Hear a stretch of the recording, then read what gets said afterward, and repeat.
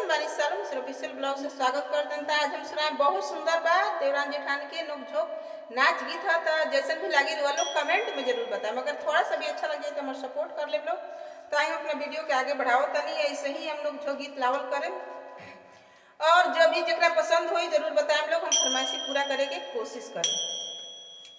असखी हमरो देरनिया कमा चोर बा बड़े मुहा चोर बा ना सखी हमारी देवरनिया कमा चोर बा बड़े मुहा चोर बा ना सखी हमारे देवरनिया कमा चोर बा बड़े मुहा चोर बा ना उठे 8 बजे दिन का मुहा मलिन उठे 8 बजे दिन कथे मुहवा में दिन उठे 8 बजे दिन कथे मुहवा मलिन कहे देहिया में उठत बड़ी पीर बा बड़ी कमा चोर बा ना कहे देहिया में उठत बड़ी पीर बा बड़ी कमा चोर बा ना सखी हमारी देवरनिया कमा चोर बा बड़े मुहा चोर बा